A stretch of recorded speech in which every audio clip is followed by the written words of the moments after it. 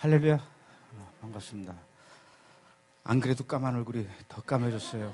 어떤 분이 그 브레드 TV 화면을 보시고 걱정의 카톡을 보내셨습니다. 너무 까매서 도저히 한국인이라고 볼 수 없을 만큼 까맣습니다. 혹시 건강에 이상이 있는 건 아닙니까? 뭐 건강이야 늘 상태가 안 좋죠. 안 좋은데 그런 것보다도 계속 돌아다니니까 얼굴이 하얘질 날이 없는 것 같습니다. 이스라엘 가서 이번에 그 이디오피안 주이시하고 만나서 인터뷰를 했는데 까매요. 까만데 궁금했습니다. 예전에 제가 호기심 천국을 했기 때문에 호기심이 들었어요. 흑인도 타나? 그랬더니 정말 이 반팔 티셔츠를 입었는데 그 팔 속에는 하얗고 팔뚝 아래는 또 이렇게 까맣더라고요. 흑인들도 타요. 근데 참 배 아픈 것은 얼굴이 뽀얀 그 유대인, 백인이죠. 그 사람들은 그렇게 저처럼 선블록도 안 바르고 선글라스도 안 끼고 모자도 안 쓰고 다니더라고요. 근데도 안 타요. 참 복받은 피부입니다. 저는 왜 이렇게 한 시간만 나가도 새까맣게 탄지. 하여튼 이렇게 오래간만에 왔습니다. 세계 열방을 위해서 기도하고 또 우리나라 우리 민족을 위해서 이렇게 심장이 창자가 끊어지도록 기도하시고 또 이스라엘의 회복을 위해서 또 세계 여러 곳에서 지금도 이렇게 헤매고 있는 난민들을 위해서 북한 지하 감방에서 고통당하고 있는 우리 민족 동포를 위해서 기도하시는 우리 화요 중보 기도 모임 이 자리를 예수님의 이름으로 축복하고 또 이 자리에서 함께 은혜를 나누고 기도 제목을 나눌 수 있게 돼서 저로서는 감사드리고 또 영광스럽게 생각합니다. 오래간만에 왔습니다. 작년 8월 달에 오고 오래간만에 왔는데 여전히 여러분들은 브레드 TV를 잘 보고 계시죠? 네, 여러분들에게는 굳이 얘기하지 않아도 브레드 TV를 잘 보실 줄 알고 말씀을 드리겠습니다. 오래간만에 나왔으니까 브레드 TV 얘기를 잠깐 좀 할게요. 제가 이스라엘 선교 전문 방송 브레드 TV를 하면서 가장 중요하게 생각했던 프로그램이 이제 두 가지예요. 하나는 이스라엘을 위해서 기도하고 또 이 선교하시는 우리 사역자 여러분들을 우리 스튜디오에 모셔다가 토크쇼를 하고 또 이 외국에 있는 분들은 저희가 직접 찾아가서 또 인터뷰도 하는 이 브레드쇼 이걸 이제 중요하게 생각하고 제작을 하고 있고 또 하나는 일주일 동안 이스라엘과 중동에서 일어난 일들을 뉴스를 모아서 정리해서 보고하는 리포트 뉴스 프로그램이죠. 이스라엘 중동 리포트 이 두 프로그램을 만들고 있는데 한국 땅에서 이스라엘과 중동에서 일어나는 일들을 이스라엘과 중동 땅에서 일어나고 있는 이 소식들을 정리해서 뉴스로 만든다는 것이 이게 말이 그렇지 정말 쉽지 않은 일입니다. 맨날 남의 화면만 빌려다 써야 되고 어디서 이스라엘에서 무슨 사건 사고가 터졌다 그러면은 그 그림을 화면을 담을 수가 없으니까 뉴스 프로그램 만드는 저희로서는 많이 답답했죠. 그래서 그런 일이 생길 때마다 이스라엘 예루살렘에 있는 아는 분들에게 부탁을 합니다. 무슨 일이 생긴 것 같습니다. 그거 좀 찍어다 주시면 안 되겠습니까? 뭐 좀 알아봐 주시면 안 되겠습니까? 뭐 좀 인터뷰 좀 해서 주시면 안 되겠습니까? 그럼 대답들은 잘해요. 네, 알겠습니다. 저도 브레드 TV를 위해서 뭔가를 해야죠. 대답은 잘하는데 대답만 하고 한뭉차서요. 이게 또 제가 또 얼마나 성질이 급합니까? 베드로보다 아마 제가 몇 배 더 성질이 급할 것 같아요. 그래서 이제 급해서 또 전화하면은 바빠서 못했다 그러고. 아무래도 이스라엘에 있는 분들이 이 선교사님 분들이 일이 많죠. 바쁘시니까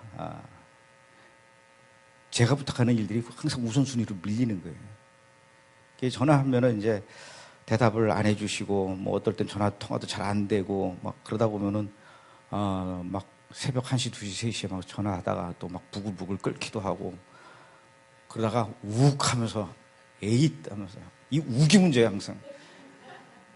차라리 내가 남한테 부탁할 게 아니라 우리 직원을 이스라엘에 보내서 다른 거 안 하고 내가 부탁하는 일들이 우선순위에서 밀리지 않고 내가 부탁하는 일만 할 수 있는 그런 이 특파원을 좀 보내야 되겠다. 그러기 위해서는 예루살렘에 브래드 TV 예루살렘 스테이션, 일종의 지국을 하나 만들어야 되겠다, 이런 생각을 했습니다. 가끔 외국에서 만든 그 뉴스 프로그램들 보면 기독교 텔레비전 뉴스계죠. 뒤에 황금사원을 배경으로 해서 이 멋있고 키 큰 영화배우 같은 앵커가 막 이렇게 마이크 붙잡고 막 뉴스하고, 또 이 폭동 현장 같은 데서는 막 방탄조끼 있고 TV, 프레스 이런 거 쓰여져 있는 그런 이 방탄조끼 입고 막 뛰어다니면서 헬멧 쓰고 이런 뉴스 보지 않습니까? 우리도 좀 그렇게 해야 되겠다.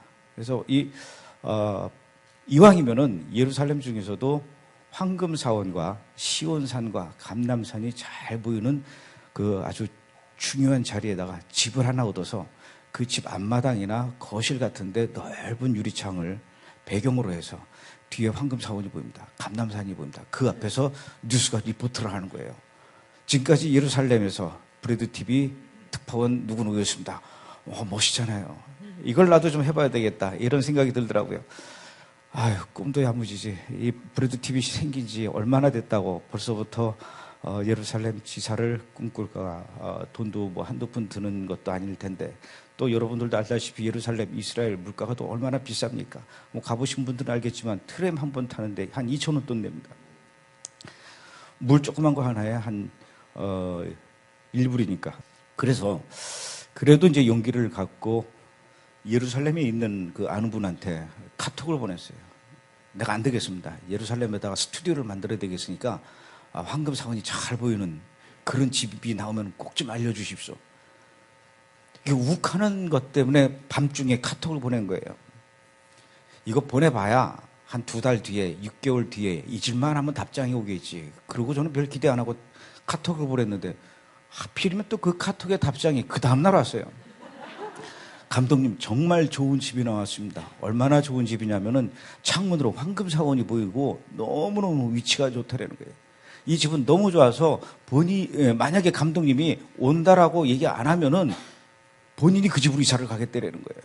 그러니까 빨리 2, 3일 안으로 온다 안 온다 결정해서 대답을 달래는 거예요. 이 정도면은 이거는 보지 않고 무조건 덥석 물어야 되는 거예요. 그렇지 않습니까? 다른 것도 아니고 감독님이 안 오시면 내가 그 집으로 이사를 갈 겁니다. 이 한마디에 무슨 소리입니까? 내가 당장 가야죠. 그래가지고 또 이스라엘을 날아갔어요. 그 집을 구하려고, 계약하려고. 갔는데 황금사원이 보이긴 보여요. 근데 거실로 들어가서 거실 창문으로는 도저히 황금사원이 안 보입니다. 앞에 아파트 벽이 보여요. 그럼 황금사원이 어디 보인다는 겁니까? 감독님 따라오십시오 하더니 옆방에 조그만 방이 있는데 창문이 좀 높아요. 근데 그 창문에 창살이 또 있었어요. 그 창살 밖으로 감독님 저기 보이시지 않습니까? 황금사원이 어디 때리는 거예요, 황금사원이. 제가 황금사원을 못 알아보겠습니까? 어디 있습니까? 저기 잘 보십시오. 겨우 손가락 끝을 가리키는 곳을 봐야만 찾을 수 있는 것이 황금사원이었어요. 이런 데가 아니었어요, 제가 얘기한 데가. 저는 이 황금사원을 배경으로, 감람산을 배경으로 이렇게 탁 뉴스를 해야지, 여긴 창문도 높아서 뭐 밟고 올라가서 뉴스를 해야 돼. 더군다나 창문 뒤에 창살이 있어요. 이거는 어디 감옥 안에서 뉴스하는 것 같은데. 그걸 보고 얼마나 실망스럽고 걱정이 되는지, 이거 아닌데. 어떡합니까, 그래도. 이스라엘까지 그 집 때문에 왔는데 그 현장을 가보고 나서 이제 실망이 된 거예요. 그냥 허탕치고 가야 되겠구나. 이스라엘까지 와서 이렇게 허무하게 돌아갈 수가 있을까? 막 이랬어요. 그래도 마지막에 토요일 날 안식일 예배를 드리려고 벤야우드에 있는 그 메시아닉주 교회를 갔습니다. 여러분들도 아마 잘 아시는 그 메시아닉 목사님이실 겁니다. 그 키스 인트레이트 목사님이라고, 그분 교회 가서 예배를 드리려고 교회를 가려고 이렇게 들어가는데 한국 분을 만났어요. 저는 잘 모르는 분이에요. 근데 그분은 저를 알죠. 감독님 어쩐 일이세요? 그래서 여기 예배 드리러 왔습니다. 굉장히 반가워하시더라고요. 예배 끝나고는 어떻게 하실 겁니까? 그래서 가야죠, 숙소로. 오거든요. 그러면은 우리 집에 와서 점심 식사를 같이 하시면 안 될까요? 그래요. 집이 어디신데? 했더니 이 건물 8층이래요. 그럼 뭐 가까우니까 밥 먹고 가죠. 예배 끝나고 그 집에 이제 같이 갔는데 그분이 저한테 물어봐요. 감독님, 이번에 이스라엘에 왜 오신 겁니까? 그래서 이제 내일 가야 되니까. 다 얘기해줘. 내 집 때문에 예루살렘 스테이션을 하려고 스튜디오 자리를 알아보러 왔다가 좋은 자리가 나왔다고 해서 갔는데 아니더라. 그래서 그냥 허탈하게 내일 그냥 돌아가야 될 것 같습니다. 이렇게 얘기했더니 그분이 무릎을 치면서 어머머머머 왜요? 그랬더니 이래서 오늘 감독님을 만나게 하셨나 봅니다. 그래서 무슨 얘기입니까? 그랬더니 지금 이 집이 2월 말까지 본인이 살기로 돼 있는 집인데 3월 1일부터 이제 내줘야 되는 거예요. 새로운 주인을 맞아야 된다는 거예요. 근데 그 집이 예루살렘 벳야후다 한복판에 있는 높은 빌딩이에요. 그리고 그 안에 들어가니까 얼마나 이 거실이 넓은지 스튜디오 하면 딱 좋겠더라고요. 그리고 방도 3개가 있는데 방도 다 크고 더 중요한 것은 여기 있는 식탁과 전기밥솥과 소파와 침대 이런 걸 다 쓰라는 거예요. 이게 어딥니까? 이걸 그러면서 저보고 이 집을 감독님이 이어서 받아서 사시면 안 되겠습니까? 그러는데 아유 그런 얘기 하지 마십시오. 왜냐하면 이 집은 예루살렘에서도 가장 한복판 제일 비싼 동네입니다. 제일 비싼 동네에 가장 보안이 뛰어나게 좋고 또 지금 일산에 살고 있는 우리 집보다도 훨씬 더 의리의리한 이 집을 제가 어떻게 월세를 감당하겠냐고요. 내가 보기에도 어림잡아서 한 달에 한 500만 원, 600만 원 이상이 나올 것 같아요. 안 됩니다. 이게 한두 푼 우리가 후원받아서 브레드 TV를 운영하는 사람이 이렇게 호사스러운 곳에서 값비싸게 돈 내가면서 있을 수 없습니다. 꿈은 마음은 원이로되 안 될 것 같습니다. 그랬더니 그분이 저를 조용히 불러서 조용히 얘기하는데 뭐라고 감독님 말씀대로 여기가 굉장히 비싼 집입니다. 그런데 남들도 굉장히 비싼 거로 알고 있고 그 눈으로 봐도 비싸 보이거든요. 그런데 사실은 여기 굉장히 제가 싸게 있습니다. 상상도 못할 만큼 싸게 있는데 얼마에 있는지 아십니까? 그러면서 얘기를 하시는데 얼마인지 궁금하시죠?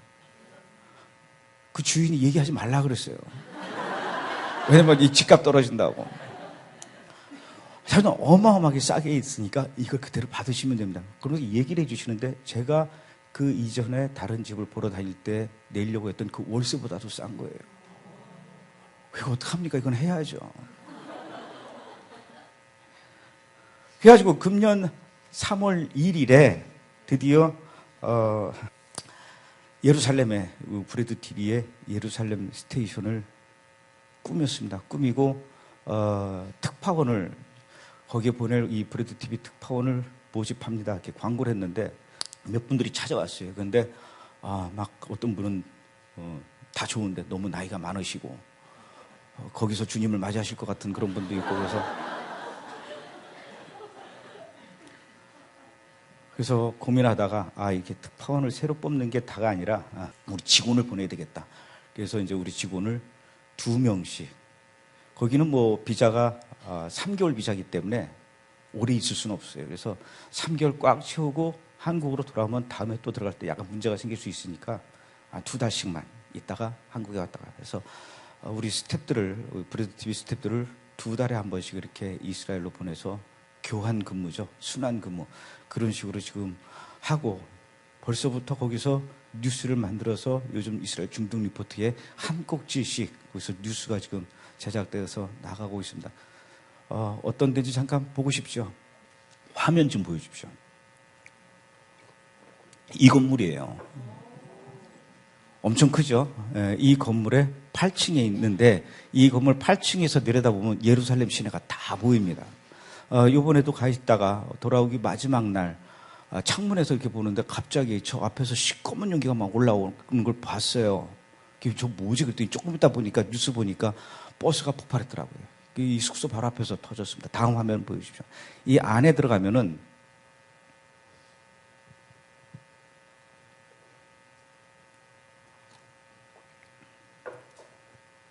여기 입구에 이렇게 간판을 붙여놨습니다.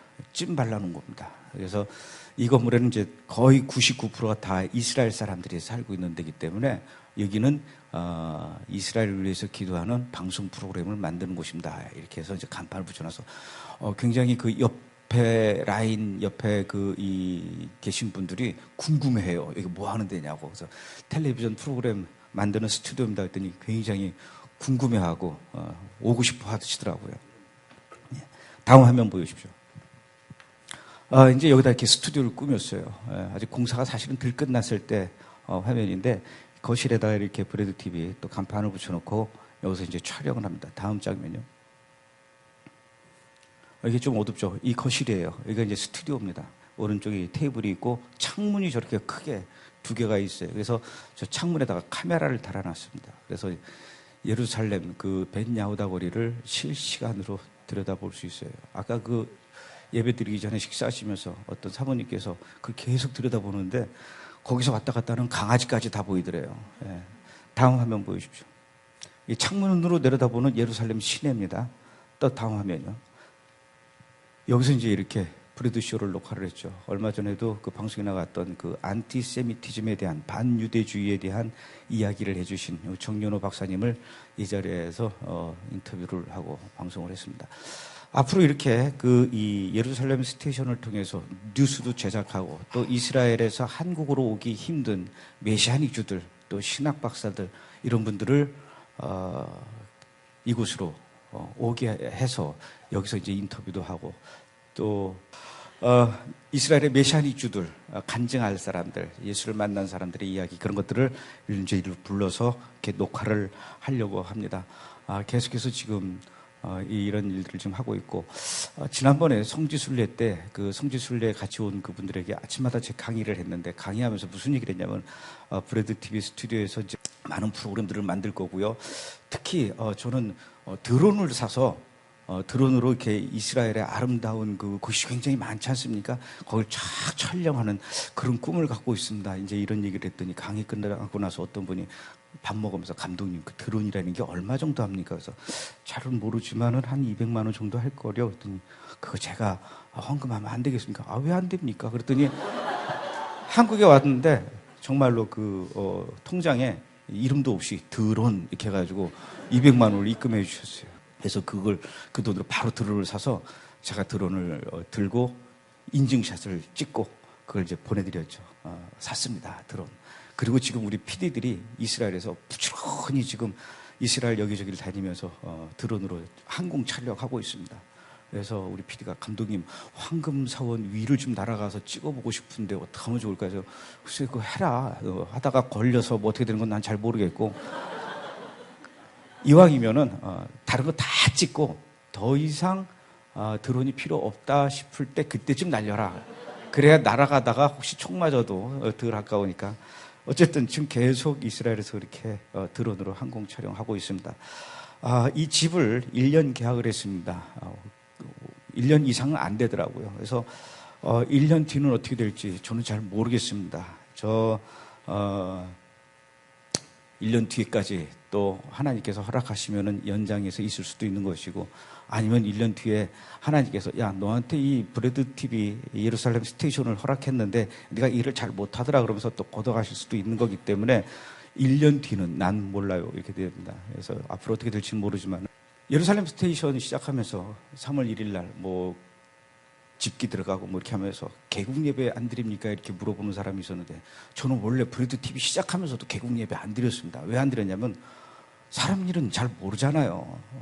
계획 없이 하는 게 아니라 제가 계획대로 일을 하는 사람이 아니기 때문에 1년 뒤에 어떻게 될지 잘 모르겠습니다. 근데 시작할 때 개국 예배 드리고 막 요란하게 막 사람들 불러드리고 사진 찍고 막 기사 돌리고 그랬다가 1년 뒤에 슬그머니 문 닫으면 이게 무슨 망신입니까? 그래서 차라리 개국 예배는 안 드려도 1년 뒤에 지난 1년 동안 이렇게 하나님께서 인도해 주셨습니다. 감사 예배를 드리는 게 더 나을 것 같다. 그러니까 1년 뒤까지 무조건 살아 있어야 되는 거예요. 그리고 그 다음에는 또다시 하나님한테 맡기고 그렇습니다. 그래서 여러분들도 이 일들이 꼭 필요하시다라고 여러분들도 함께 생각해 주신다면은 1년 뒤에도 계속 진행될 수 있도록 같이 기도해 주셨으면 좋겠습니다. 뭐 월세가 없어서 문을 닫았습니다. 이런 얘기는 정말 하나님한테 창피한 얘기죠. 그래서 계속 했으면 좋겠고요. 이렇게 특파원을 2명을 이스라엘로 보내다 보니까 문제는 한국의 브레드 TV가 난리가 났어요. 직원들이 이제 2명씩이나 빠져나가니까 사람이 없어요.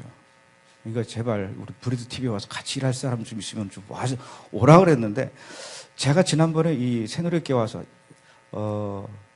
믿음도 있어야 되고요, 이스라엘에 대한 소명 사명도 있어야 되고요, 또 이 선교사적인 마인드도 있어야 되고요, 또 촬영과 편집도 잘했으면 좋겠습니다, 이런 사람들이 왔으면 좋겠습니다라고 처음에 그렇게 광고를 했더니 너도 나도 다 여긴 내가 갈 데가 아닌가 보다, 이래서 안 오시는 것 같습니다.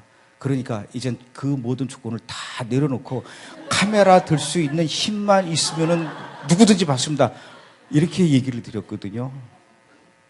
화요일 이 기도 모임에 와서 그랬더니 정말로 카메라 들 수 있는 힘 정도만 있는 사람들이 찾아오더라고요. 아, 주여. 어쨌든 이 브레드 TV를 위해서 기도하고, 또 이스라엘의 회복과 이스라엘의 많은 유대인들에게 그리스도의 복음이 전해지게 하는 그런 일을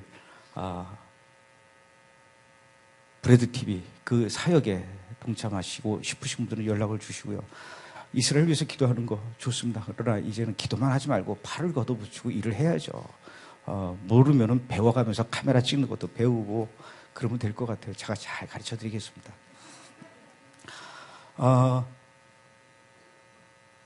브레드 TV의 예루살렘 스테이션은 제 계획이 아니라, 저는 지금까지 이렇게 이 장소가 마련되는 그 과정을 보면서 이것도 역시 하나님께서 계획하시고 하나님께서 준비해 주셨구나라는 걸 느끼고 있습니다. 예루살렘에 전 세계에서 예루살렘 지국을 갖고 있는 방송국이 몇 개나 되겠습니까? 우리나라 KBS, MBC, SBS, YTN, JTBC 아무도 예루살렘에 지국이 없어요. 오직 브레드 TV만이 있습니다. 이스라엘 예루살렘 안에 한국에서 유일하게 이스라엘 선교 전문 방송인 브레드 TV만이 예루살렘 지구로 가고 있어요. 이제는 한국에서뿐만 아니라 이스라엘 한복판에 들어가서 이스라엘 위해서 기도하게 하는 기도 제목을 현장에서 파헤쳐서 전 세계 디아스포라 한인들에게 알려주는 이 일은 굉장히 중요한 일이고, 그만큼 중요한 일이다 보니까 사탄도 가만두지 않을 겁니다. 여러 가지 어려움들이 있지만 이 어려움들을 잘 극복하고 끝까지 하나님의 명령을 완수하는 이 기간들이 될 수 있게 여러분들이 같이 기도해 주셨으면 좋겠습니다.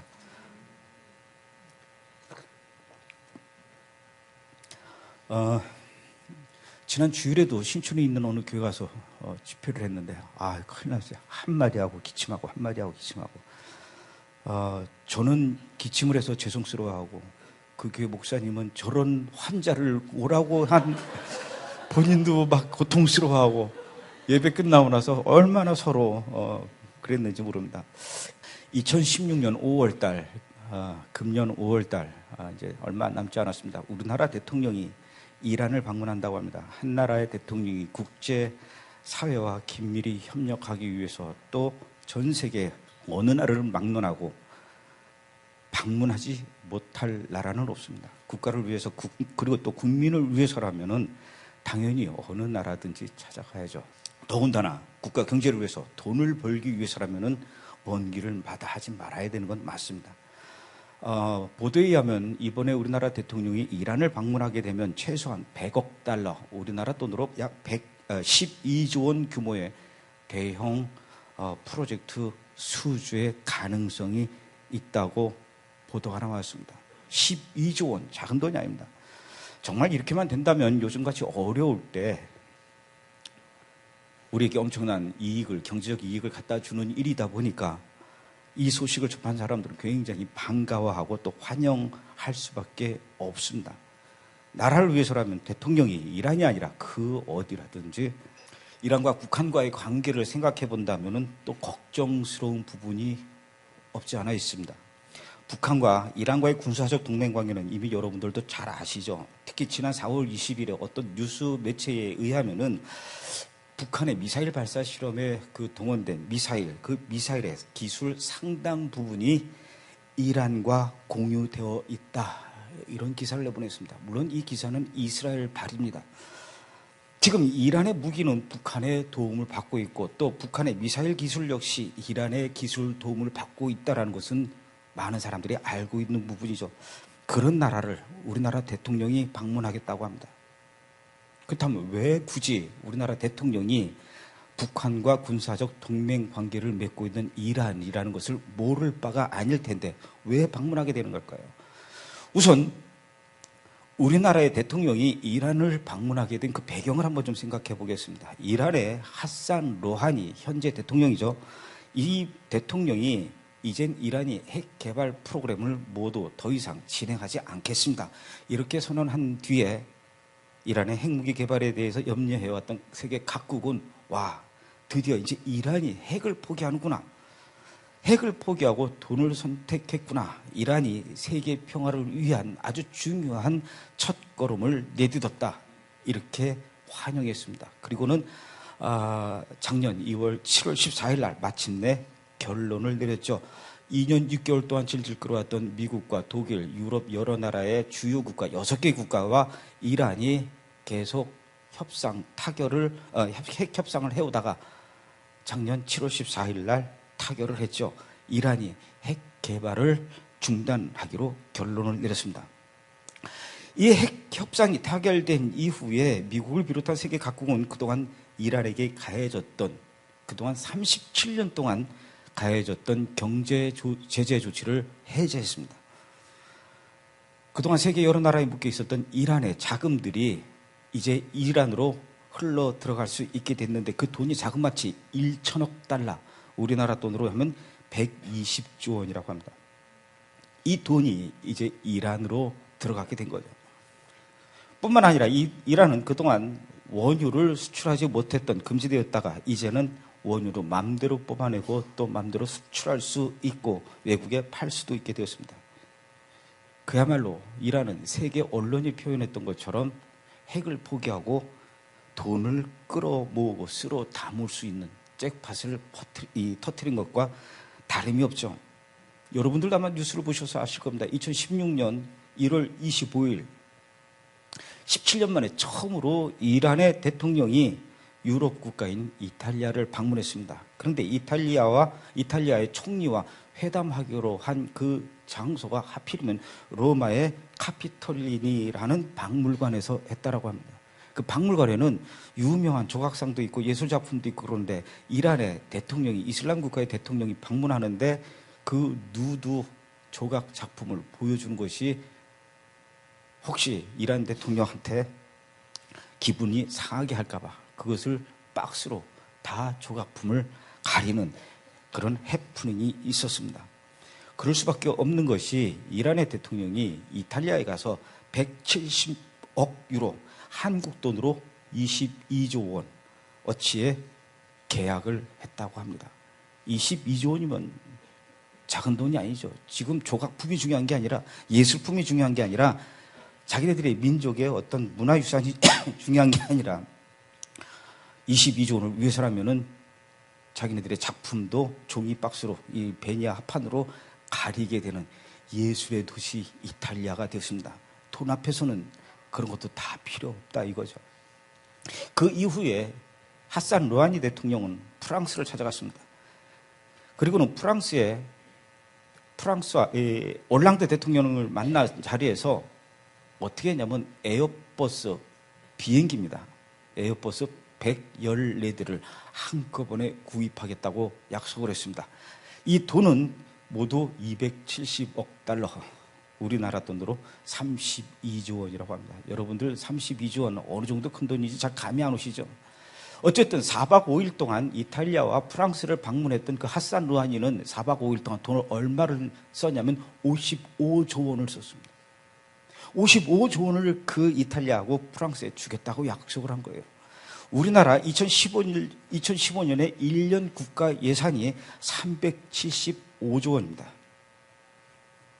그 중에 약 10분의 1을 4박 5일 동안 이란의 하산 르하니 대통령이 프랑스의 대통령 또 이탈리아의 총리 앞에서 밥 먹으면서 큰 소리 치면서 펑펑 약속을 했습니다.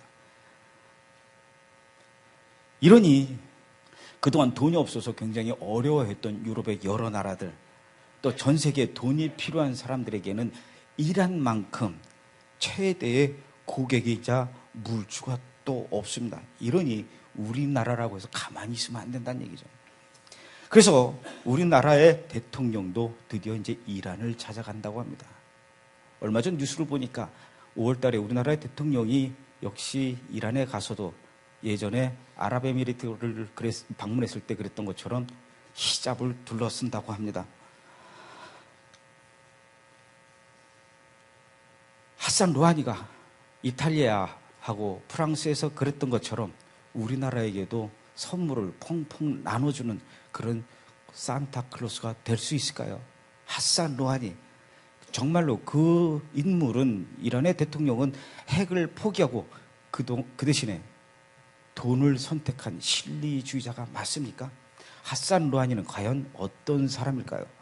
2013년에 8월 3일에 이란의 11대 대통령으로 취임했습니다. 그런데 그 이전에 2005년에 취임한 전 대통령이 있죠. 아흐마디네자드라고 하는 그 대통령 집권 시절에 이 하산 루하니가 무슨 일을 했었냐면은 핵협상 수석 대표였습니다. 그러니까 아흐마디네자드 대통령이 아주 중요한 신복 참모였습니다. 그런데 문제는 이 하산 루하니가 아흐마디네자드 대통령과 함께 일을 하면서 특히 핵 문제를 다루는 핵협상 수석 대표 역할을 지내면서도 아흐마디네자드 대통령과의 핵과 관련된 의견이 너무나 달랐습니다. 그 당시에 아흐마디네자드 대통령은 국제사회가 반대를 하든 말든 상관없이 무조건 핵 개발을 해야 된다고 주장했던 사람입니다. 하산 루하니는 핵협상 그 수석 대표는 그런데 생각이 달랐어요. 무조건 아흐마디네자드 대통령이 요구하는 것처럼 핵 개발을 추진해서 국제사회로부터 따돌림 받고 공격당하는 것만이 다가 아니라, 그렇게 개발하는 것만이 능사가 아니라 일단은 핵 개발을 주춤해라, 중단해라. 그래서 국제사회로부터 이란이 핵을 포기한 것처럼 보이게 하고 그 대신에 우리는 돈을 끌어모을 수 있지 않는가. 일단 돈을 실리적으로 많이 끌어모은 다음에 다 돈이 들어왔다 싶고 국제사회가 이젠 더 이상 이란이 핵 개발할 의사가 없어 보인다, 그럴 능력이 없다라고 생각하고 있을 때, 그때 다시 핵 개발을 진행해도 늦지 않습니다. 그것이 5년 뒤가 됐든 10년 뒤가 됐든 상관없습니다. 이렇게 해야 됩니다 라고 주장을 했습니다. 근데 이것을 아흐마디네자드 대통령이 반대하고 받아들이질 않았던 거죠. 결국은 하산 루하니가 아흐마디네자드 대통령 밑에 있을 때 그런 의견 충돌이 여러 번 있으면서 결국은 쫓겨났습니다. 그리고 2013년도에 대통령 선거의 후보로 그 쫓겨났던 하산 루하니가 나타났는데 역시 하산 루하니가 당선이 됐습니다. 당선이 되고 나서 예전에 아흐마디네자드 대통령 때 그가 그렇게 부르짖던 대로 자기의 계획대로 일을 진행해 나갔습니다. 앞으로 우리는 핵을 더 이상 진행하지 않겠습니다. 국제사회와 협력하겠습니다. 그래서 핵 개발이 포기한 것처럼 보였고 또 그래서 협상이 타결됐습니다. 이 얘기는 뭐냐면은 하산 루하니는 분명하게 아셔야 될 것이 절대로 핵을 포기한 사람이 아니라는 것이.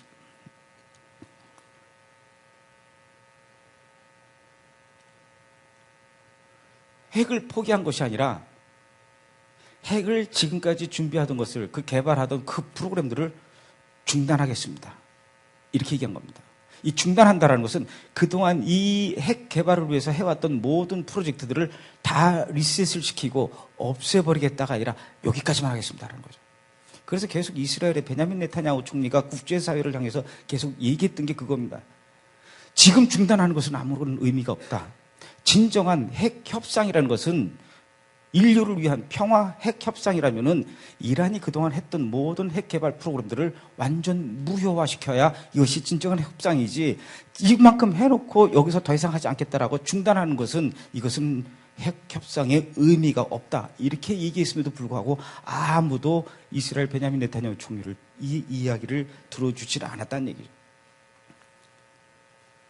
그래서 AP통신은 뭐라고 얘기했냐면 이란의 경제 제재를 풀어주기 위해서 미국과 이란이 서로 짜고 연극을 벌였다.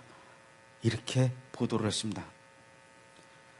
이란이 지금 핵을 포기하고 세계 평화를 위해서 발을 내딛는 것처럼 겉으로는 보이지만 이란은 절대로 핵을 포기하지 않고 있으며 언젠가는 반드시 그들도 핵을 만들고 그 핵을 전 세계를 향해서 미사일을 날리게 될 것이고 그 미사일은 또다시 결국 이스라엘을 향하게 될 것이라는 얘기죠. 하산 루하니는 단순한 정치 지도자, 대통령으로만 봐서는 안 됩니다. 하산 루하니는 2013년 이란의 대통령 선거 최종 후보 6명 중에 유일하게 성직자 정치인이었습니다. 그는 시아파 종교 성직자라는 것이죠. 이슬람의 시아파는 예전에도 제가 말씀드렸다시피 시한부 종말론을 믿고 있는 종교가 이란의 시아파입니다. 그들은 마지막 때에 12번째라고 하는 이맘, 12번째 이맘이라고 하는 메시아가 이 땅에 알라가 보내주실 것이다 이렇게 믿고 있는데 그 메시아가 오기 위해서는 이 지구가 평화로울 때 메시아가 올 이유가 없다. 그러기 위해서는 메시아의 그 등장을 가장 극적으로 나타내려면 이 지구의 모든 인류는 전쟁과 혼돈과 이런 속에 있어야만 메시아가 올 것이다. 그러니까 이 지구상에는 절대로 평화가 있어서는 안 되고 그 메시아를 위한 전쟁의 불길은 지구를 불태워야 된다. 이렇게 생각하는 게 이슬람의 시아파 종말론 사상이라는 것이죠. 그래서 이전에 이 아흐마디네자드 대통령이 유엔에 가서 연설할 때 뭐라고 얘기했냐면 이란이 지구상에서 존재하는 유일한 이유는 존재의 이유는 바로 지구상에서 이스라엘에 살고 있는 모든 유대인들을 그의 앞바다, 지중해 앞바다에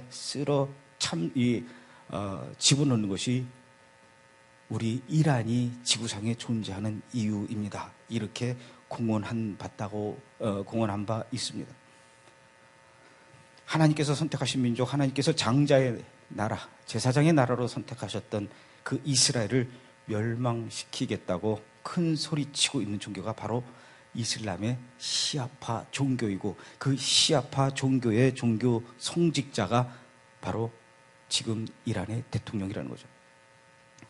생각을 해보십시오.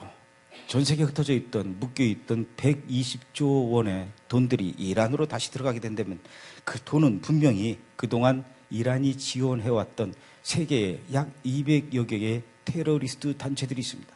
하마스, 헤즈볼라, 보코하람 이런 이 테러 집단에 분명히 지원금으로 보내지게 될 것이고 또 무기를 사서 그들에게 보내지게 될 것은 뻔한 일입니다. 하마스, 헤즈볼라, 보코하람 모두 다 이 테러 집단들은 이스라엘을 주적으로 삼고 있는 집단들입니다. 이스라엘을 파괴하고 파멸시키려는 이 집단으로 돈이 들어가게 하는 이 이란과 과연 돈 거래를 해야 되겠습니까? 이런데도 이란을 우리의 오매불망 기다렸던 물주로 받들어 모셔야 하겠습니까? 그 돈 중에 일부를 받아내기 위해서 그 나라로 찾아가서 히잡을 둘러싸고 우리나라에 무슬림이 활보하게 두고 그래서 이 나라에 이슬람 사원이 곳곳에 들어서게 돼서 그동안 우리 동네마다 거리마다 마을마다 교회 십자가에 불빛이 환하게 비추던 이 나라에 새벽마다 우리를 깨우던 새벽의 교회 종소리 대신에 그 자리에 이슬람 사원이 서게 되고 새벽에 듣던 그 교회 종소리 대신에 코란을 읽는 아잔 소리가 이 대한민국에 울려 퍼져야 되겠느냐는 얘기죠. 여러분, 이슬람이 어떤 종교입니까? 저는 오늘 여러분들에게 놀랍게도 이슬람과 기독교의 대체 신학이 커다란 공통점을 갖고 있다는 부분에 대해서 여러분들에게 좀 말씀을 드리려고 합니다. 아마 이 얘기를 들으면 대체 신학자들이 펄쩍 뛰면서 깜짝 놀랄 겁니다. 아니, 이 무슬림이 요즘도 IS 이 뉴스만 봐도 알게 되는 것처럼 얼마나 끔찍한 집단들인데 어떻게 우리 기독교인이 대체 신학을 한다라는 이유만으로 이슬람과 공통점이 있다라고 얘기할 수 있겠습니까? 이렇게 펄쩍 뛰겠죠. 그러나 어쩔 수 없이 대체 신학자들과 이슬람의 어떤 부분에서는 슬프고 안타깝게도 분명히 공통점이 있으며 똑같은 목표를 갖고 있습니다. 그것은 뭘까요? 대체 신학과 이슬람, 무슬림의 공통점은 바로 이스라엘을 대적하고 이스라엘을 부정한다는 것입니다. 그 이유를 지금부터 설명해 드리겠습니다. 그럼 먼저 대체 신학이란 뭘까? 나는 대체 신학자가 아닌데 누가 대체 신학자지? 자, 대체 신학은 아주 복잡하고 어려운 학문이 아닙니다. 만약에 여러분이라도 현재 이스라엘의 국적과 영토와 이스라엘의 민족성 그리고 그들의 소명을 하나님께로부터 받은 소명을 부정한다면 그것이 바로 대체 신학을 믿는 것입니다. 물론 그런 단어를 쓰지도 않았고 또 그런 말을 하지도 않았기 때문에 나는 대체 신학자가 아니야, 나는 대체 신학주의자가 아니야 이렇게 얘기할 수도 있을 것입니다. 그러나 번영신학, 성취신학의 끝은 반드시 대체신학의 끝과 동일하다라는 사실을 아셔야 된다는 얘기죠. 둘 다 유대인들에게 국가적으로 약속된 언약을 빼앗았다는 점에서 바로 그렇습니다. 마치 이방인 교회가 유대인들이 하나님께로부터 받은 그 특권이 부러워서 그들에게서 이젠 너희들의 특권이 우리에게로 넘어왔어 이러면서 그들의 특권을 빼앗은 뒤에 돌려주지 않고 아직까지도 간직하려고 하는 것과 마찬가지죠. 이것은 신원 도용과 똑같습니다. 권리 찬탈입니다. 교회사 안에서 반유대주의와 유대인 배척주의가 없었더라면, 특히 유럽의 교회사에서 반유대주의 이런 슬픈 역사가 없었다면 600만 명이나 되는 유대인들이 한꺼번에 죽었던 끔찍한 홀로코스트와 같은 비극은 절대로 일어나지 않았을 것입니다. 홀로코스트에 대해서 잠깐 얘기를 해볼까요? 정확하게 홀로코스트는 언제 어디서 일어났습니까? 1938년 11월 9일 독일 나치가 그곳에 살고 있던 유대인들의 회당에 불을 질렀습니다. 그리고 뛰쳐나오던 유대인들을 학살하기 시작했습니다. 그때 수많은 유대인들이 학살을 당하고 회당이 불탔는데 이 나치의 행동에 대해서 독일 국민들의 반응이 전혀 없었어요. 오히려 동조하는 분위기가 일어났습니다. 그래서 나치는 이 11월 9일 날 있었던 유대인 회당 불지르기와 유대인들을 학살하는 이 작전을 하루 더 연장해보자. 그러면 그 다음날 또 전국적으로 유대인의 회당을 불태우고 유대인들을 더 많이 학살하기 시작했습니다. 독일 전역의 유대인 회당은 불길에 휩싸였고 그 불타는 회당을 보면서 또 칼에 목이 베이고 불에 타 죽는 그 유대인들을 보면서 나치는 이렇게 외쳤습니다. 놀라지 마십시오. 나치의 외침입니다. 오 마틴 루터요, 오늘이 바로 당신의 생일입니다.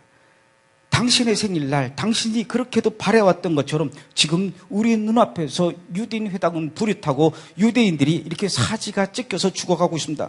이 영광스러운 일들이 당신의 생일날 진행되고 있습니다. 이것이 나치가 한 말이었습니다. 이것이 바로 홀로코스트의 시작이 된 것이죠. 1939년 당시 폴란드에서는 전 세계에서 유대인들이 가장 많이 살고 있었던 나라라고 합니다. 그런데 그곳에 히틀러는 아우슈비츠라고 하는 포로 수용소를 만들고 14개의 가스 사용실을 만들어서 수많은 유대인들을 살해하기 시작했습니다. 죽음의 수용소 아우슈비츠로 가는 그 철길 주변에는 수십 개의 교회가 있었고 그곳엔 교회 십자가가 하늘 높이 세워져 있었습니다. 이제 자신도 이 철길을 따라서 아우슈비츠 수용소로 끌려 들어가게 되면 지금 저 앞에서 죽어가고 있는 그 수용소의 포로들처럼 수용소의 굴뚝 위로 검은 연기가 하늘로 올라가는 것을 보면서 이제 나도 저 안으로 들어가게 되면 내 몸이 죽고 불에 태워져서 저렇게 검은 연기가 되어 하늘로 올라가겠지.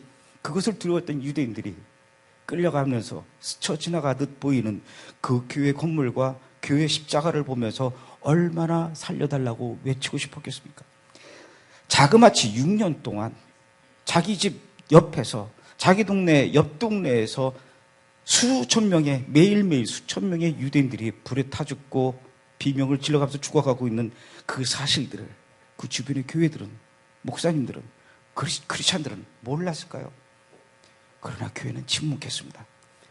눈을 감고 차라리 몰랐으면 좋겠다, 이런 식으로 팔짱을 끼고 고개를 돌렸습니다.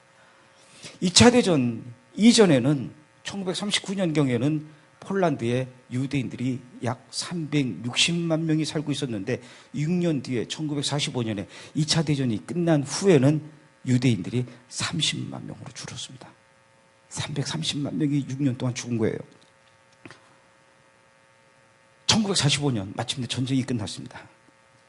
연합군의 승리가 있었고 나치는 패망했습니다. 도저히 살아서 나올 수 없을 것만 같았던 그 아우슈비츠의 문을 열고 유대인 몇몇 생존자들은 걸어 나왔습니다. 살아서 걸어 나온 그 유대인 생존자들은 나는 살았구나. 죽음과 지옥 같은 것에서 나는 이제 겨우 살아났구나. 이러면서 기쁜 마음으로 걸어 나왔을까요? 아닙니다. 부모님이 내가 보는 앞에서 죽고 내 가족과 내 형제가 내가 보는 앞에서 처참하게 죽어가는 것을 빤히 봤음에도 불구하고 나만 살아남았다라는 그 죄책감과 미안함, 이런 마음을 갖고 힘겹게 걸어 나왔습니다. 그 이후에 생존자 30만 명은 어떻게 됐을까요? 놀라지 마십시오.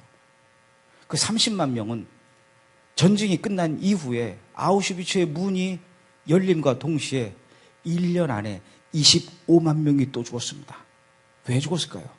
교회에서 죽였습니다. 너희들은 어떻게 얼마나 독하면 아우슈비츠에서도 살아남을 수 있었냐? 너희는 무슨 낯짝으로 걸어 나올 수 있었냐? 그러면서 폴란드의 기독교인들이 이렇게 유대인들을 1년 사이에 25만 명이나 죽였던 것입니다. 전쟁이 끝났습니다. 전범 재판이 시작이 됐습니다. 과거 끔찍했던 범죄를 저질렀던 그 독일 나치의 장교들을 전부 다 줄줄이 재판정에 불러 세웠습니다. 그런데 그 피고인석에 앉아있던 나치 장교 중에 한 사람이 이렇게 재판장에게 이야기합니다. 재판장은 우리의 잘못을 재판하기에 앞서서 먼저 이 책을 읽게 된다면 우리보다 이 책의 저자를 먼저 이 자리에 불러서 재판을 해야 할 것입니다. 라고 이야기했습니다. 그 나치 장교가 들었던 책은 바로 마틴 루터가 쓴 유대인과 그들의 거짓말에 관하여라는 책이었습니다. 그 책에는 분명히 마틴 루터가 유대인의 회당은 모두 불태워야 된다. 유대인들은 모두 죽여야 된다. 이 세상에서 사탄 다음으로 가장 사악한 존재가 바로 유대인들이다. 이 세상에서 가장 사악한 존재가 사탄 다음으로 유대인들이다. 이 말을 여러분들 기억해 주십시오. 그 책이 그렇게 적혀 있었습니다. 2017년은 마틴 루터 종교개혁 500주년 되는 해라고 해서 여러 기독교 단체에서 또 기독교 텔레비전에서 많은 행사들을 준비하고 있습니다. 독일을 찾아가고 마틴 루터의 집을 찾아가고 행사를 한다고 합니다. 물론 마틴 루터가 기독교 개혁을 위해서 중요한 일을 한 아주 훌륭한 인물이면은 틀림없지만, 그러나 그것에 가려서 그가 저질렀던 가장 창피스럽고 치욕스러웠던 반유대주의의 만행은 잘 알려지지 않고 있습니다. 결국 600만 명의 유대인들을 그렇게 처참하게 죽였던 홀로코스트의 직접적인 원인이 바로 마틴 루터라는 사실에 대해서는 부정할 수가 없다는 거죠. 비록 내가 그런 것은 아니지만, 비록 내가 내 손으로 그들의 배에 칼로 찌른 것은 아니지만, 비록 내 손으로 그들의 목을 자른 것도 아니고 그들의 목을 비튼 것도 아니지만, 이렇게 잘못된 대체신학하고 반유대주의로 물들은 과거의 기독교 역사의 결과물들로 유대인들에게 그렇게 끔찍한 고통을 주었다라는 것에 대해서는 같은 기독교인으로서 우리도 어느 정도 책임이 있다는 것을 인정해야 된다는 얘기죠.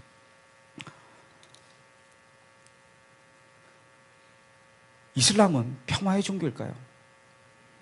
이슬람의 창시자 마호메드는 과연 정말 평화의 선지자일까요? 아닙니다. 인류를 향해서 사랑과 포용을 가르치는 사람이 마호메트일까요? 아닙니다. 마호메트는, 이슬람 종교의 창시자 마호메트는 난폭하고 폭력적인 반유대주의자였습니다. 이슬람의 역사 속에서 아라비아 반도에서 두 개의 유대 족속들을 말살한 기록이 있습니다. 유대 족속을 학살하고 뿌리 뽑으려고 했던 것이죠. 그 대규모 유대인 살육 작전을 벌인 사람이 바로 이슬람 종교의 창시자인 마호메트입니다. 오늘날의 무슬림들이 어떻게 행동을 하든 무슨 말을 하든 그것과는 상관없이 그들의 종교 창시자는 피의 굶주린 반유대주의자였습니다. 코란은 유대인을 미워하라고 말하지 절대로 유대인을 사랑하라고 말하지 않습니다.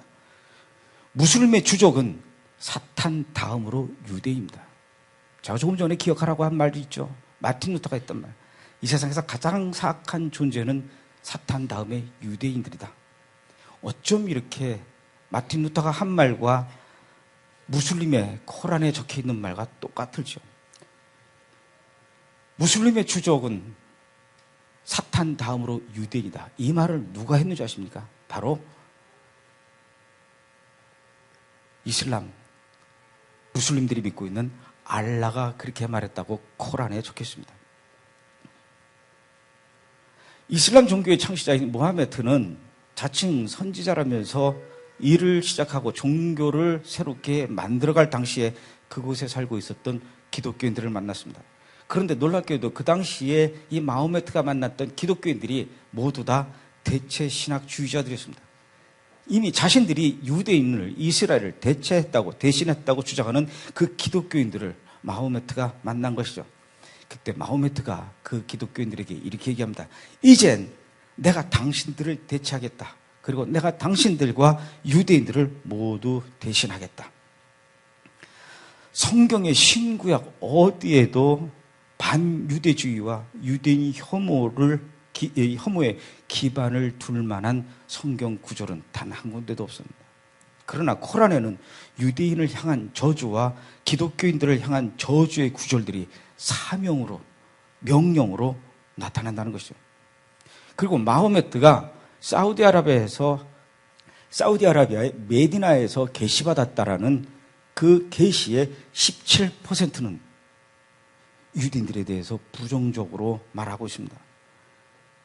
이슬람교는 어떤 의미로 보면 대체 신학의 변종 바이러스와 다를 바가 없습니다. 기독교인들의 대체 신학에 성스러운 전투성을 뒤엎고 끼얹은 것이 바로 이슬람이라는 거죠. 대체 신학의 전투성을 뒤덮은 것이 바로 이슬람이라는 겁니다.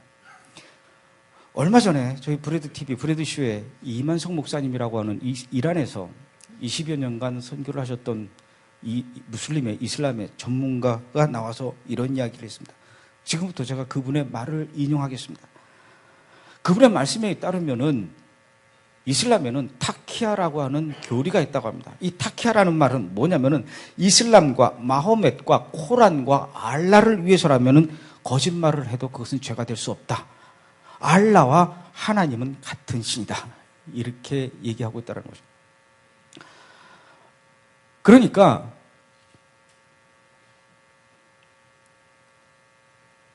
구약 성경은 우리가 알고 있는 것처럼 이미 3000년 전에 기록된 말씀인데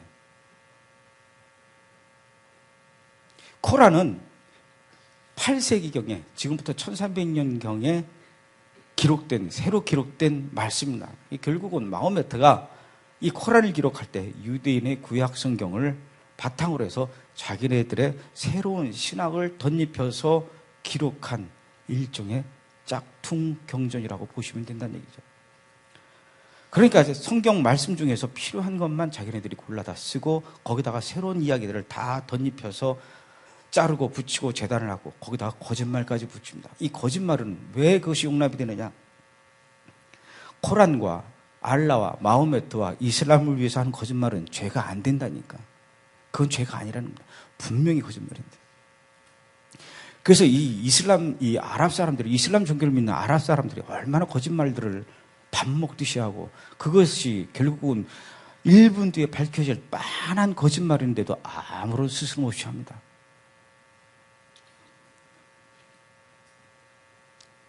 이스라엘 가서 특히 아랍 지역 가가지고 인터뷰할 때는 이게 진짜가 가짜가 잘 파악해야 돼. 뭘 짝퉁으로 갖다 붙였냐? 우리는 저도 그렇게 알고 있었어요. 이 유대인과 유대민족과 아랍 백성들이 같은 조상 아브라함으로부터 첫째 아들 이스마엘로부터 나온 이 족속들이 아랍 족속들이고 둘째 아들 이삭으로부터 나온 족속들이 유대 족속들이다. 이렇게 알고 있었습니다. 그런데 이 성경과 코란에서 얘기하는 아브라함과 이 서로 다르다라는 거예요. 일단은 이름이 서로 다르답니다. 성경에서는 아브라함의 아버지 이름을 뭐라고 되어 있죠? 데라라고 되어 있습니다. 근데 코란에서는 아브라함의 아버지 데라가 아니라 아자르라고 적혀 있습니다. 아버지 이름이 서로 다른 거죠. 그리고 아브라함이라는 이름이 서로 틀려요. 원래 성경에서 등장하는 아브라함은 원래 이름이 아브라함이 아니었습니다. 원래는 아브람이었죠. 그래도 나중에 나이 먹어서 아브람이라고 하나님께서 바꿔주셨지 않습니까? 근데 이 코란에는 아브라함이 등장하는데 이 아브라함은 어떤 아브라함이냐? 어려서부터 아브라함이라고 불렀다는 것이죠. 아브람과 아브라함은 분명히 차이가 있습니다. 성경에서는 아브라함이 아들 이삭을 번제물로 바치려고 했던 그 산이 예루살렘의 모리아산이죠. 그런데 코란에서는 아브라함이 이스마엘을 바치려고 했던 그 번제물을 바치려고 했던 산이 모리아산이 아니라 사우디아라비아의 메카라고 하는 겁니다. 작년에 사우디아라비아에서 성지순례, 메카를 성지순례하던 무슬림들이 수십만 명이 모였는데 이때 2,000명이 압사한 사고가 일어났습니다. 이 사람들이 압사한 이유는 사우디아라비아 메카를 7바퀴를 돌고 그 다음에 미나 평지에서 하룻밤을 잔 다음에 사파와 마루아라고 하는 두 개의 언덕을, 사파와 마루아 언덕을 7번을 왔다 갔다 하는데 이 과정에서 언덕 아래로 내려갔다가 다시 언덕 위로 올라가고 다시 언덕 아래로 내려갔다 올라갔다 이걸 7번 하는데 굉장히 힘이 들겠죠. 그 과정에서 힘없는 노인이 누가 하나 쓰러지고 그럼 그 다음 사람이 덮치고 해서 압살을 해서 그래서 2,000명이 죽은 거예요. 왜 이 사람들이 이 사파와 마루아 언덕을 왔다 갔다 7바퀴 하느냐. 이것이 아브라함에게 쫓겨난 그 하갈과 이스마엘이 물을 찾아서 이 언덕을 7번을 헤맸다고 해서 그것을 기념하기 위해서 지금 이 무슬림들이 그 장소를 이렇게 7번 뛰어다니다가 압살을 하는 거예요.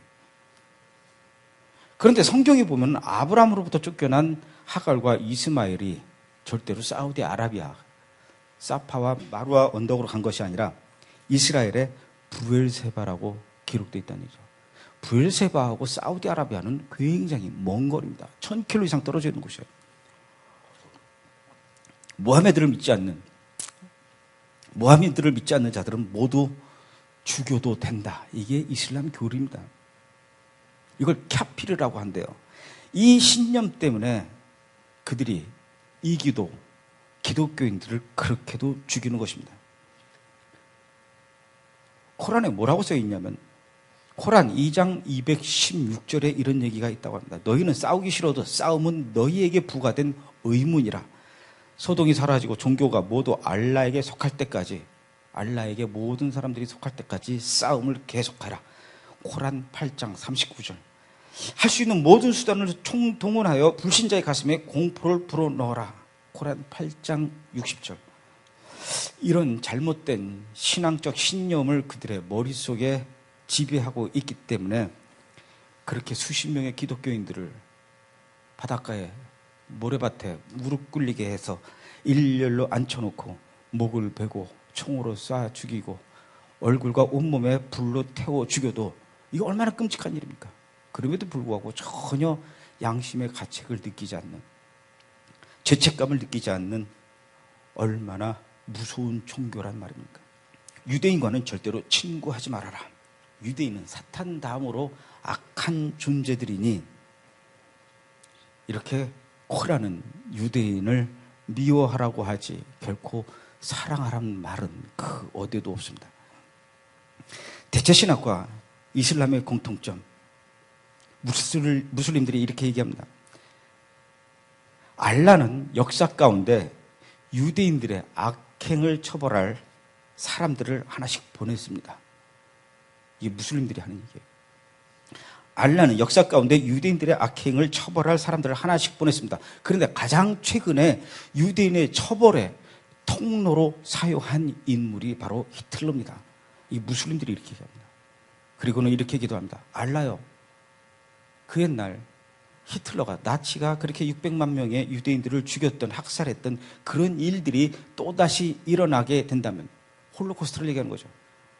그때는 우리 무슬림들에게 기회를 주소서. 그리고 그 히틀러의 대를 이어서 이제는 ISIS가 그 일을 행할 것이다. 이렇게 얘기합니다. 이래도 대체 신학과 이슬람의 공통점에 대해서 부정할 수 있겠습니까? 어떤 사람들이 그렇게 얘기합니다. 이슬람과 ISIS는 별개다. 이슬람의 기본 정신은 평화이고 ISIS는 일탈된 일부 과격파 테러리스트들일 뿐이다. 그러니까 모든 이슬람과 모든 무슬림을 그렇게 싸잡아서 비난할 것이다. 아니다.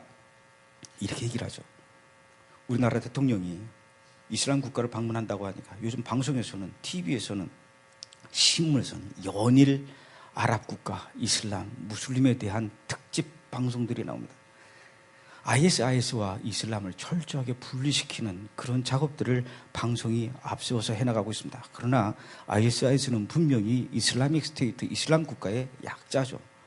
이슬람 국가, IS, 이슬람 국가가 이슬람과 관련이 없다는 것은 김치찌개가 김치와 관련이 없다는 것이다. 이렇게 얘기하는 거하고 별반 다를 것이 없다는 거죠. 이 말씀도 역시 그 이만성 목사님이 그렇게 얘기하셨습니다. 대체신학과 이슬람은 불행하게도 이렇게 끔찍한 부분에서 공통점을 갖고 있습니다. 대체신학은 600만 유대인들을 가스실로 보낸 것도 모자라서 겨우 살아남은 자들을 1년 안에 또 죽일 만큼 끔찍한 것이 바로 대체신학이었습니다. 이슬람은 지금도 중동을 비롯한 세계 여러 나라에서 유대인과 기독교인을 향해서 칼로 목을 자르고 얼굴과 온몸을 향해 불길을 쏘아서 불에 태워 죽이는 이런 잔인하고 끔찍한, 인간이 도저히 할 수 없는 일들을 저지르고 있습니다. 대체신학, 철학신학, 번영신학은 교만함에 기반을 둔 신학적 체계이며 절대로 이것은 신학이 아니고 인간의 욕망으로 인해서 생겨진, 저질러진 범죄를 합리화하기 위한 궤변에 불과합니다. 이 신학은 우리가 이스라엘로 대체되었다는 남의 권리를 내 마음대로 뺏고 다시 돌려주지 않겠다라는 아주 교만한 학문입니다. 이 신학은 교만한 세계관입니다. 바울이 로마서 11장에서 이렇게 우리에게 분명하게 경고하고 있습니다. 형제들아, 너희가 스스로 지혜 있다 하면서 이 신비를 너희가 모르기를 내가 원하지 아니하노니. 바울이 무엇을 말합니까? 이 신비는 무엇일까요? 이스라엘은 충분한 숫자와 이방인이 돌아올 때까지 부분적으로 굳은 마음이 될 것이라고 하는 것이 바로 이 신비입니다. 성취신학은, 대체신학은 이 이스라엘을 배제하고 있다는 것이죠. 아주 무서운 일입니다. 왜냐하면 바울은 믿지 않는 유대인을 향한 교만함의 끝은 하나님께서 믿지 않는 유대인들을 치신 것처럼 교만한 자들을 분명히 가지치기 한다는 것이라고 얘기를 했습니다. 믿지 않음으로 가지치기 당한 사람을 향한 무례함, 공격성, 적의, 교만함은 여러분들도 그런 마음을 갖는다면 분명히 가지치기 당하게 된다는 것이죠. 우리는 이 대체신학의 실체를 분명히 알려야 됩니다. 이슬람의 이 끔찍한 반유대주의에 대해서 알려야 된다는 얘기죠. 신학교에서, 신학기관에서, 교회학교에서, 주일 예배에서, 그리고 구역 예배 시간에 바울의 이러한 진리를 알려야 됩니다. 물론 브레드TV에서도 한국의 많은 크리스천들과 전 세계 한인 디아스포라를 향해서 이 진실을 알리는 일들을 계속해 나가려고 합니다. 저는 우리 세대가 하나님의 마음을 좀 더 알아야 한다라고 생각을 합니다. 하나님께서는 수십 세기 동안 이 유대인들의 박해를 보셨습니다.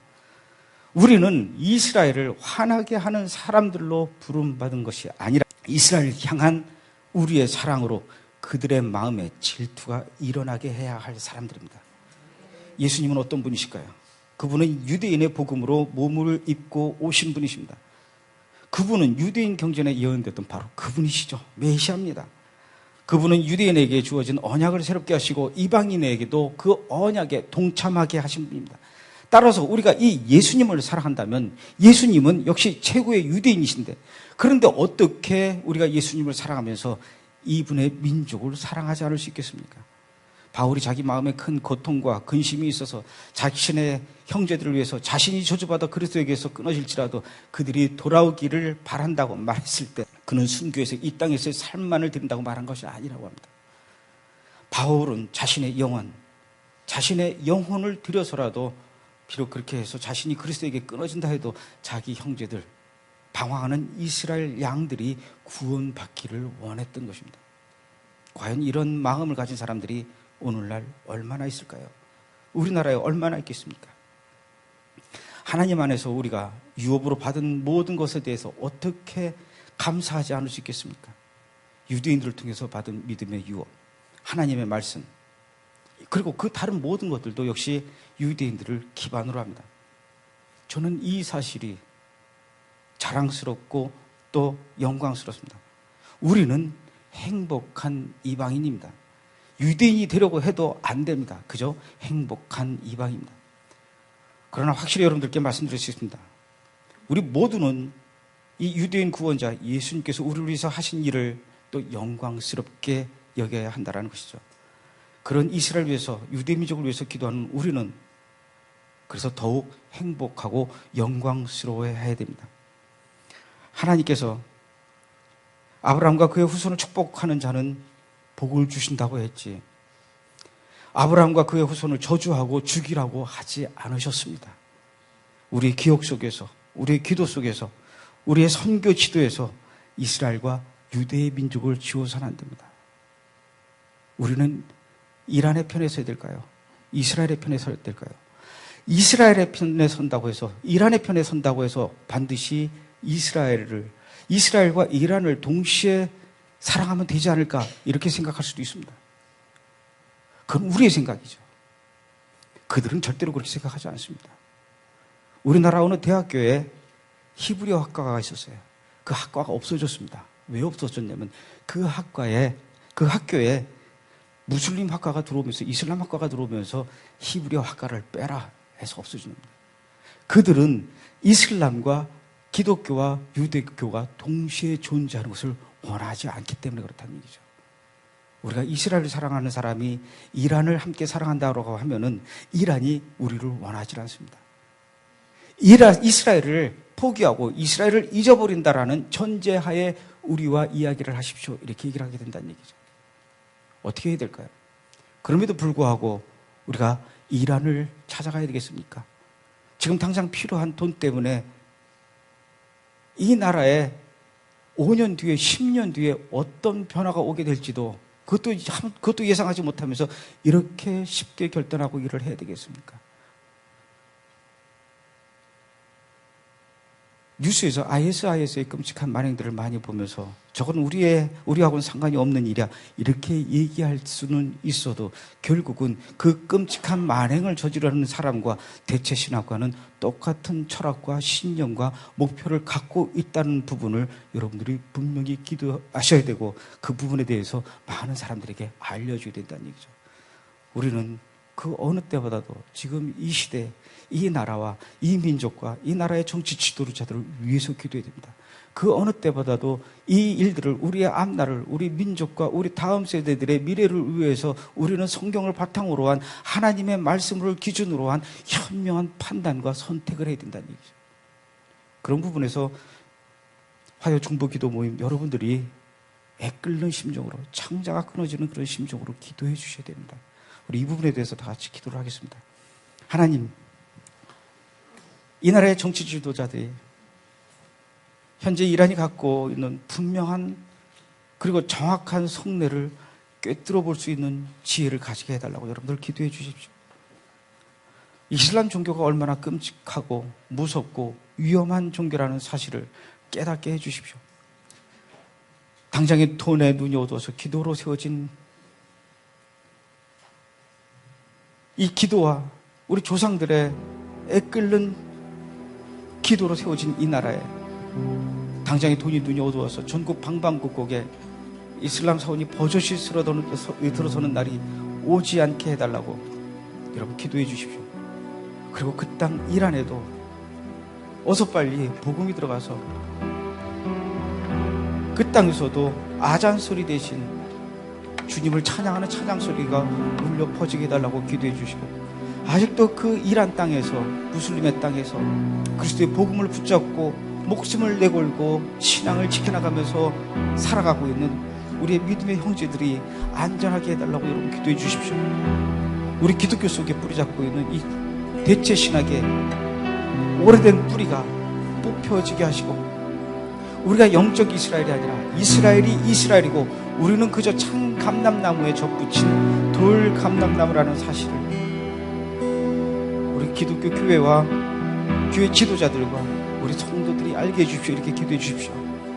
한국의 교회 지도자들이, 한국의 성도들이 진정으로 이스라엘을 위해서 기도하게 하는 날이 오게 해달라고 여러분 기도해 주십시오. 다 같이 기도합시다.